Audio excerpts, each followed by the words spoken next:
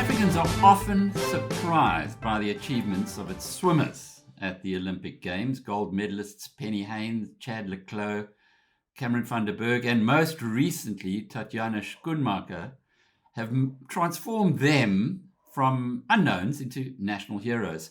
In this interview, we'll assess the chances of the class of 2024, and we'll also find out how well South Africa's rowing team is placed to build on the 2012 gold and 2016 silver medals. Of course, it's Olympic time. And I'm really, really delighted to have Wayne Riddin and Paolo Cavalieri here to talk to us about the aquatic sports, give us a little bit of an inside track for the BizNews tribe on what everybody else is going to get us, hopefully a very pleasant surprise. Wayne, let's kick off with you, and thanks for joining us from Australia. I guess you'd rather be in Paris? Yeah, definitely. They're a group of swimmers that I've been following for many, many years. And, one of my ex-swimmers is there and performing. So, let's hope that they can produce what we all expect. I was lucky to be part of the 2000 Olympics. And we said, be careful because the world was jumping to a new level. And I've been saying for the last 3 years since Tokyo, the world is going to be at a new level in Paris. And Paolo, on your side, you've been involved with rowing. We've spoken about rowing going back some time. In fact, when we had a sponsorship on BizNews from RMB, are they still involved in the sport, in supporting it? Yes, Alec, they are, and very importantly so. A lovely bunch of people and great support from RMB, which has made a big difference and has helped us to stay in the Olympic qualifying race. It's quite extraordinary, really. Rowing is a very small sport, relatively numbers-wise in South Africa, yet we had a gold medal in 2012 and a silver medal in 2016. And given how few medals South Africa wins at the Olympics, that's quite an achievement. We're going to get back to you in just a moment, Paolo, to see how well prepared we are for the medal table this year. But Wayne, when I had a look at the South African record of swimmers, it's the second most medals have been over the whole Olympics have been earned by swimmers, second only to athletics. And as I mentioned before, Penny Haynes, Chad Leclos, these are huge names. Yet of 149 athletes going to Paris, only 12 are swimmers. Just help us to understand why there's relatively few in the party. Well, I'm not quite sure. I don't think the preparations were as good as what it should have been from Tokyo. I think we should have had more swimmers there, and I think we should have had more opportunities to bring relay swimmers into it, because it's always a breeding ground for the swimmers for 2028 by giving them some sort of incentive. And I think this has actually closed the door to a lot of our younger swimmers and making the team. So there's this window period that happens from World Aquatics now that allows you to qualify. So you don't have to qualify just at your trials. It's not like the big nations like Australia and United States. You've got to do it at the trials. You've got to come first and second. You can be third in the world on best time, even at Olympics, and not go away with the bronze medal because you can't have three for that country there. So for South Africans, they've qualified long before, and one or two did extra qualifying times at our nationals in Port Elizabeth in April. So it's a small team. I think it's a dangerous thing for the future. I think we're going to have a lot of building from now through to 2028 because, as I said, the world has jumped to a new level, and I don't think that everybody's really been noticing it. The Europeans championships that happened just over a month ago were incredibly fast. You saw the United States trials and you saw the Australian trials, world records getting broken at those trials. And then they go straight into a camp, and they prepare in Europe for something in Paris. Our swimmers the bulk of our swimmers left on the weekend and went straight into the village. Didn't really go through a training camp before that in Europe. It worries me that type of preparation has an expectation of gold and silver and bronze medals. But fortunately, everybody's going to lean on Tatjana Smith, now Tatjana Smith racing there. But remember, in 2000, everybody expected Penny Haynes to win the double gold medal again. It had never been done before, winning a double gold. Tatjana couldn't do that in Tokyo either. Despite the fact that she was the fastest 100 breaststroker at those championships, she went home with a silver medal because she broke the Olympic record in the heats of the 100-meter breaststroke, but came second in the final. So people don't understand Olympic Games. If you're not ready for it, okay, you're going to lose out. And I'm hoping that they're going to actually be ready for it next week. Are you telling us then not to put too much expectation on Tatjana, who won a gold and a silver at the last Olympics? I really wouldn't. Penny Haynes went from a double gold to 2000 with all the expectations. I actually happened to be the manager and the head coach for that 2000 Olympics. And I kept on warning the press. It's never been done before. She ended up with a third in the 100 breaststroke, okay, and didn't make the final of the 200 breaststroke. I don't think you're going to see the same thing with Tatjana. She could win the double gold. The problem is 104.85 is the Olympic record. So we've had a few girls already go faster than that time leading up to Paris.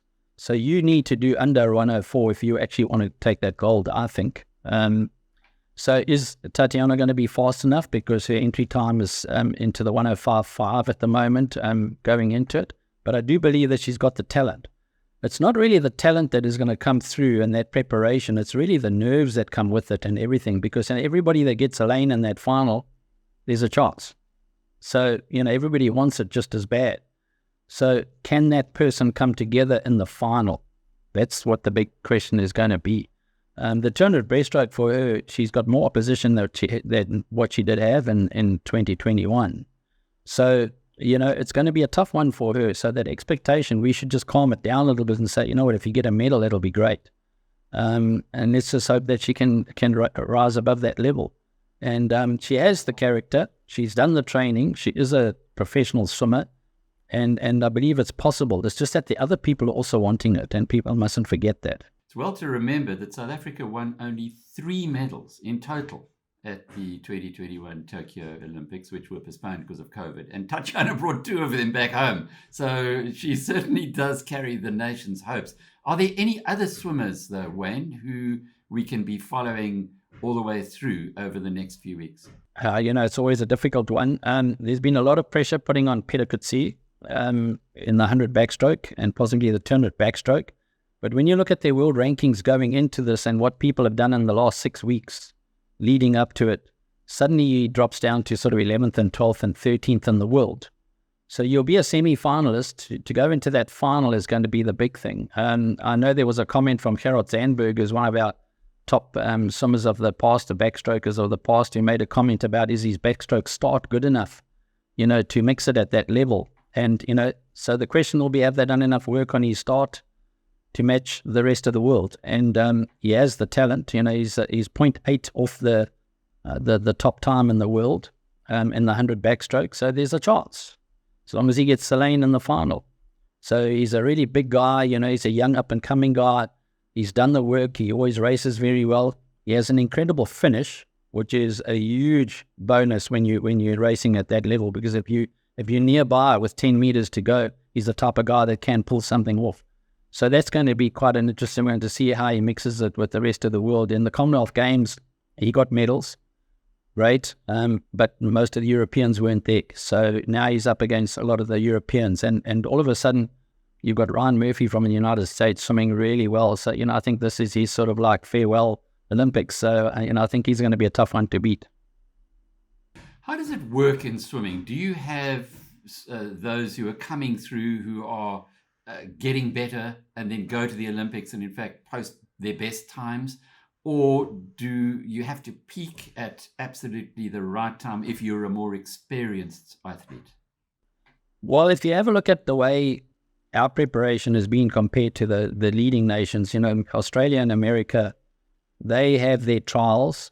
They choose their team, they go straight into the training camps, and they prepare straight for Olympics. So they go with the coaches that are selected and everything, go straight into camp as a team, and they travel as a team.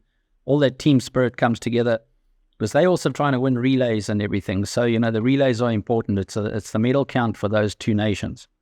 So we're doing it slightly different. We're going there to see what we can get.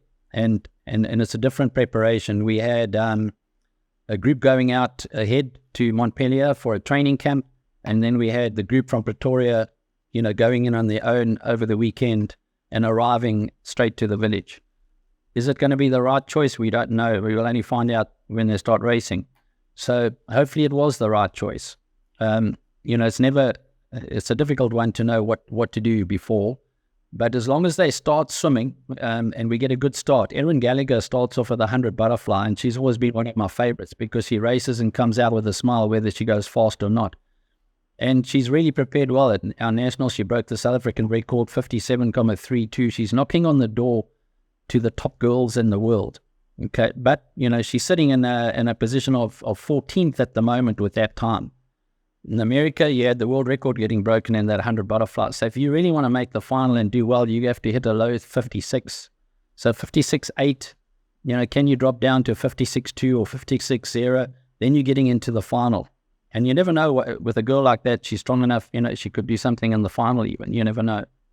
So that's a possibility. If she starts off well, I think the rest will follow, because the next events that follow are going to be the 100 breaststroke. So you've got Tatjana there. She's up against a tough group. She's sitting about 3rd or 4th in the world at the moment on the entry. So, but she's got to drop down to 104.3 on the best time that comes in there, which is now over a second faster than what she's been. So you've got both Tatjana and Peter Coetzee on the same day taking off. So if you get those first 2 days right, you're going to get the hype up and everything will follow from there. You've got Chad le Clos, obviously one of the favourites in South African swimming. Sort of in his sort of veteran years, as we call them, he's now, in the 30s and he's racing only 100 fly towards the end of the week, so he's preparing for that. So it's going to be a tough one for him to go through the week and then pick up and race on the 100 fly. You've got Matthew Sates, who's doing 200 fly first. If he has a good 200 fly, the rest of the week will go well as well. But he's going to have to choose between the 200 IM and the 100 meter butterfly, because if he goes through to the semi-finals of the 200 meter butterfly, okay, he's got a tough one because it's going to clash with the 100 butterfly. So he's going to have to take a choice there. It was a difficult one in Tokyo, and it's still going to be a difficult one this year. Rebecca Meader is also a person knocking on the door of a possible final in the 200 IM. But she got sick at the beginning of the year. She had her appendix out and everything, but she's recovered fairly well. But she's a really good racer. And, racing at the end of the week is the toughest. So if she can keep it together with the hype of the team, small team, hopefully that hype will come up and we'll get the best out of all of them. So let's get the gees going with the South African swimmers, and maybe we'll have another Chad le Clos top 3 finished. I guess that would bring a smile to everybody's face in South Africa. Paolo, from your side, there's only 3 rowers going this time round to the Olympics. You guys, the rowing team, have got just an incredible record if you consider how well they've contested Olympics in the last, certainly 2 of the last 3. What are the chances looking like this time round? You're right, Alec. We've punched above our weight. We have 2 boats, a single scull, Paige Badenhorst. It's her first Olympics. We qualified the boat at last year's World Championships. So the process with rowing is quite different to swimming. We have a World Championships every year. And in an Olympic year, the World Champs is obviously replaced by the Olympics. And so the qualifying regatta for the Olympics is a year before at World Championships. And each country qualifies a boat, not the athletes.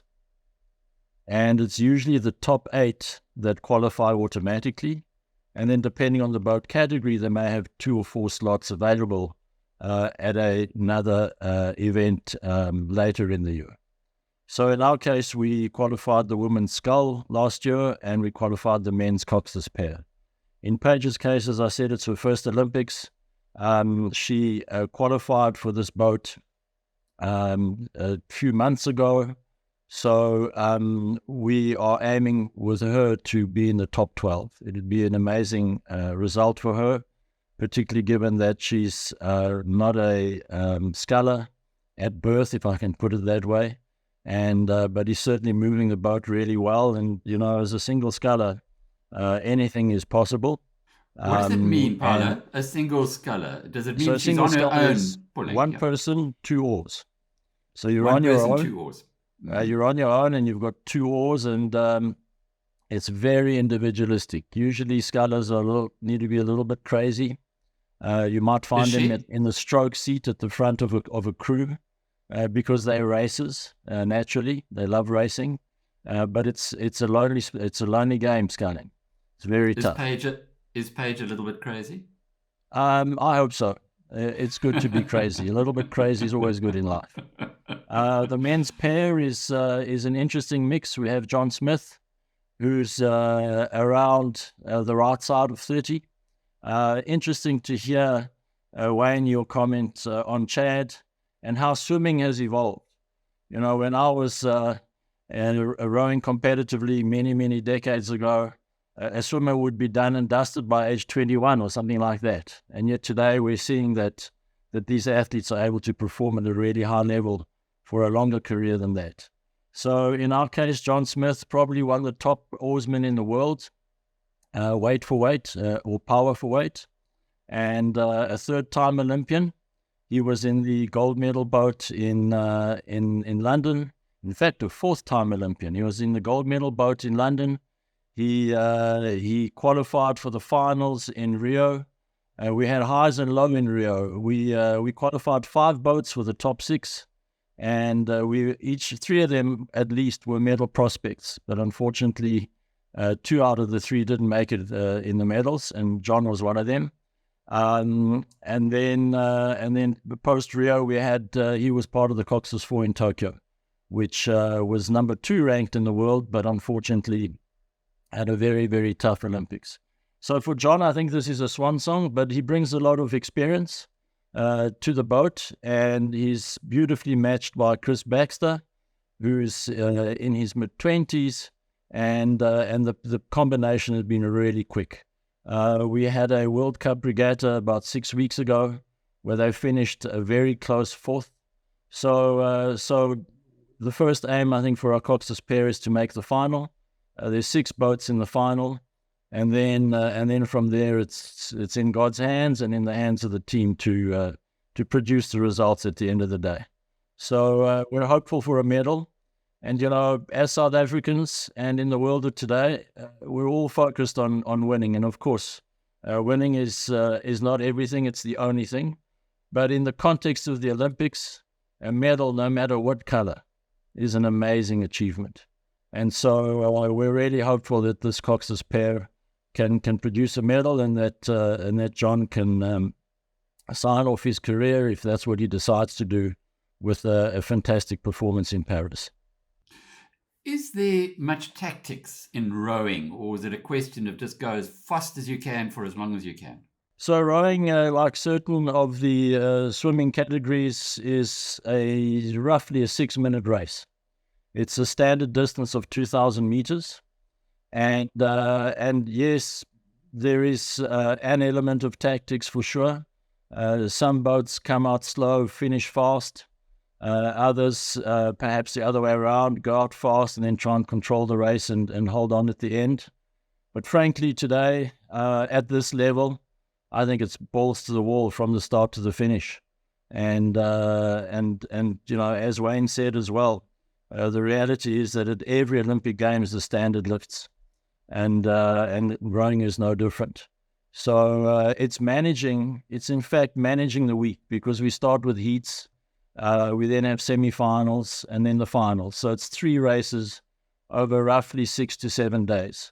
If you don't qualify for the semis in the heat, you have a second chance, a repechage as they call it, which means that you race then 4 times. That's pretty undesirable, because you want to have as little racing in your body when you get to the final. But one needs to manage that week, you know. And the preparation that we have, usually we train to peak at the final, and so the heat is usually quite a difficult race because the crew's still in recovery phase, and all we need there is for them to come second or third to qualify for the semis, and just, you know, hold themselves back as much as they can, so that when we get to the final, we can put it all on the tables. And where do they do their rowing? Where's the rowing event held? So the rowing event is in the east of Paris, at a rowing center called Vaires-sur-Marne. Marne is a tributary of the Seine River, which flows through Paris. And it's a bespoke rowing center that the French built some 20 years ago. And so the facility was already there. And that's where it'll be. So it's a short train ride out of Paris. And it's a beautiful setting. Paris itself is beautiful. It'd be lovely to be racing in the Seine, but we don't want to have to deal with currents and situations like that. We need water that is as neutral as possible across 6 lanes. Sure. Fascinating insights. When the swimming, over what period is it being held, and when should we be glued to the television sets? Well, it starts on the 27th, that's Saturday, and they'll head off for 8 days in a row. So basically each of those events will be a heat in the morning, a semi-final in the evening, and then the following evening is going to be the final. So, you'll be able to see, every day we are involved. As I say, Erin Gallagher could start us off on a good note by making a semi-final on that first day. And the next day you got Tatjana in the 100 breaststroke, Peter Coetzee in the 100 backstroke. And then Amy Canny, who trains in the United States, she's doing really well in the 200 meter freestyle. That's her only event, but it's her really prime event. She's really strong at it. And according to Dean Price in Montpellier, she was swimming really great. She trains alongside Kate Douglas, who's going to be that main opposition in the 200 breaststroke for Tatjana Schoenmaker. We'll keep it as Schoenmaker. Everybody knows her as Tatjana Schoenmaker instead of Tatjana Smith. And then obviously you start off with Matt Sates does the 200 fly. And then it goes into that 200 breaststroke in the middle of the week. And then Peter Coetzee is doing 200 meter backstroke. So he should feature in both of those backstrokes, where it just depends on how that event goes for him. And again, you've got Kayleen Corbett, who was 5th in Tokyo in the 200 meter breaststroke. She nearly broke 2 minutes 22 in that 200 breaststroke, which is really in top class. If she can go under 2:22, she's going to be knocking on the door to get a similar position to. I think it's the first time you're going to get 3 or 4 ladies under 2 minutes 20 in that 200 breaststroke. Unfortunately, the Russian girl who broke the world record, Chukhanova, is not going to be there. So she holds the world record at the moment at a 2:17.55. So that broke Tatjana's record that she broke in Tokyo, which was 2:18.95. So that's a huge amount under. So she's not going to be there. And she was 4th in the 100 and the 200 in Tokyo. And because of the Russian problems that they've got there, she felt it was unsafe for her to compete. So it's a bit of a pity because, there's always going to be that question afterwards, if she doesn't perform. And then obviously we're waiting for Chad and Rebecca right near the end. Chad Leclerc is just doing the 100 fly and is going to put everything into that. 100 butterfly, just to make that semi-final for him is going to be tough. He's got an entry time of 51.48, and that's only seeds him 25th at the moment. So now, to get top 16 off that, he actually has to break 51 seconds, in my opinion. So it's going to be a tough one. I know that he did sort of mention, along the way that, he's sort of written off the Olympics a little bit, and he's going to concentrate more on the World Cup and the World Short Course Championships at the end of the year. So, it's going to be interesting. Wayne Riddin bringing us up to date on the swimming, Paolo Cavalieri on the rowing. Let's hope that we see the South African athletes once again making us proud. Paolo, you got a last little comment? Yes, great to hear the name Dean Price. We were at school together. Chris Baxter is also a Kes boy. So go the Reds. And Wayne, good luck to the swimmers. Be fantastic for them to set the scene for us with a couple of medals. And I'm Alec Hogg from BizNews.com.